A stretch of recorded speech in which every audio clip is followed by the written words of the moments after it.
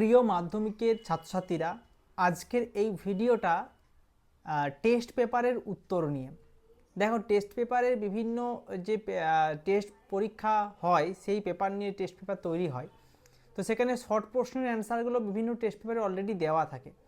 আজকের ভিডিওতে test paper থেকে WBH যে টেস্ট পেপার, সেখান থেকে 2 নম্বরের প্রশ্নর 2টো পেজের একদম উত্তর সহ তোমাদের কাছে তুলে ধরছি। এই রকম ভিডিও আমি কখনো আগে দিইনি। বড় প্রশ্নের উত্তর নিয়ে আলোচনা সমস্ত দেখবে ইউটিউব চ্যানেলে শর্ট প্রশ্নের অ্যান্সারগুলো সহজেই দিয়ে দেয়, তাতে সুবিধাও হয়। কিন্তু আমি 2 নম্বরের প্রশ্ন দিচ্ছি, যেগুলো তোমরা কোথাও পাবে না। সুন্দরভাবে লিখে নিলে পরীক্ষায় ভালো নাম্বার পাবে। তো ভিডিওটা সম্পূর্ণ দেখে নাও, আশা করছি ভালো লাগবে। যদি ভালো লেগে থাকে একটা লাইক করো, তোমার মতামত কমেন্টে জানিও, তাহলে পরবর্তীকালে আরও নতুন নতুন ভিডিও দেওয়ার চেষ্টা করব। তোমার একটা লাইক আমাকে অনেকটা উৎসাহ দেবে এবং তোমার একটা কমেন্ট আমাকে আরেকটা ভিডিও দিতে আরও বেশি আগ্রহী করে তুলবে। তো পুরো ভিডিওটা ভালো করে মন দিয়ে দেখে খাতা নিয়ে বসে লিখে নাও। 2 নম্বরের প্রশ্নগুলোর উত্তর আমি তোমাদেরকে দেখাচ্ছি, সেগুলো তোমরা ভালো করে দেখে নাও। প্রথম প্রশ্নটি, নগ্নিভবন কী? এই নগ্নিভবন প্রক্রিয়াটি হলো এমন একটি প্রক্রিয়া যার মাধ্যমে শিলাস্তরের ভেতরের যে অংশ সেটা উন্মুক্ত হয়ে পড়ে বা অনাবৃত হয়ে পড়ে, নগ্ন হয়ে যাওয়া, সেটাকে বলা হয় নগ্নিভবন। আমি শর্টে বলে দিচ্ছি, তোমরা ডিটেলস আমি লিখে দিয়েছি স্ক্রিনে, তোমরা দেখে লিখে নিতে পারো, পড়েও নিতে পারো, স্ক্রিনশট তুলে রাখতে পারো। ফিয়র্ড কী? ফিয়র্ড মনে রাখবে, বিশেষ করে খুবই সরু হয়, এটা একটা বলতে পারো সমুদ্রের প্রবেশপথ, যা হিমবাহের মাধ্যমে একটি সৃষ্ট উপত্যকায় গঠিত হয় এবং এটা খাড়া পার্শ্বযুক্ত উপত্যকার মধ্যে সৃষ্টি হয়, ঠিক আছে, এবং খুবই সরু এবং গভীর হয়, ঠিক আছে।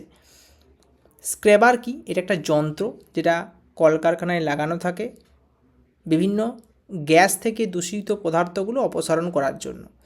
ই বর্জ্য কি? ই বর্জ্য মানে ইলেকট্রনিক বর্জ্য, যেগুলো পুরনো মোবাইল কম্পিউটারের ভাঙা অংশগুলোকে বলা হয় ই বর্জ্য, ইওএসটি।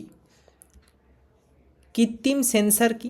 সেন্সার অ্যাকচুয়ালি ব্যাপারটা হচ্ছে, সেন্সার মানে হচ্ছে এটা বিশেষ করে কৃত্রিম উপগ্রহে লাগানো থাকে, যার মাধ্যমে পৃথিবীপৃষ্ঠ থেকে যে সমস্ত প্রতিফলিত তড়িৎচুম্বকীয় বিকিরণ, যেটাকে EMR বলবো, সেটাকে শনাক্ত করতে, পরিমাপ করতে কাজে লাগে।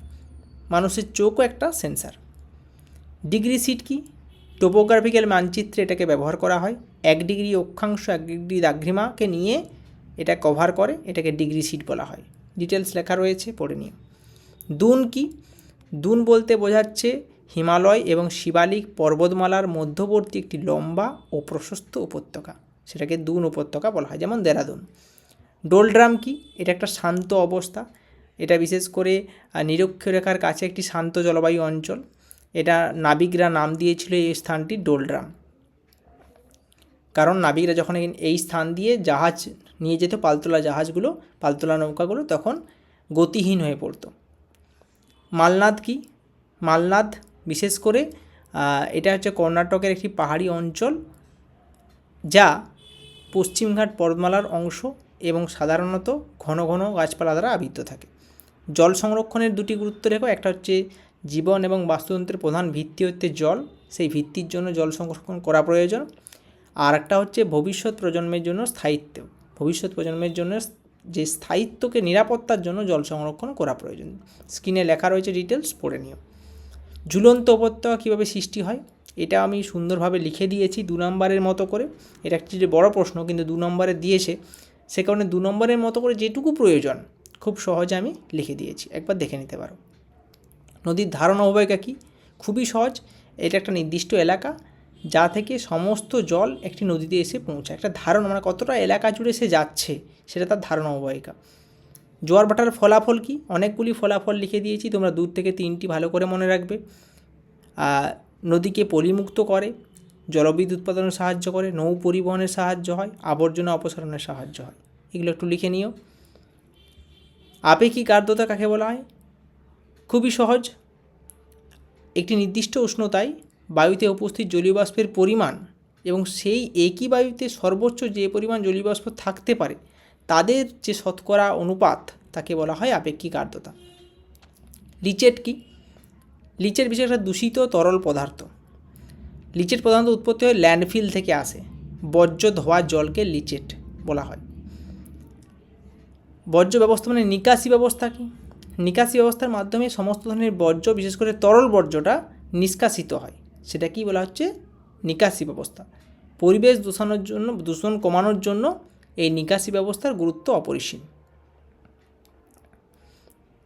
মালনাদ ও ময়দান কি?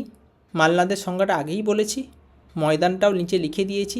এরকম প্রশ্ন যদি দুটো একসঙ্গে দিয়ে দেয়, তখন তোমরা ঠিক আমি যেভাবে লিখে দিয়েছি 2-3টে পয়েন্ট করে সুন্দরভাবে লিখে দিলেই ফুল মার্কস পেয়ে যাবে। আমি আশা করছি লিখে দিয়েছি, তোমরা স্ক্রিনে দেখতে পাচ্ছ, ভালোভাবে দেখে লিখে নিলেই হয়ে যাবে।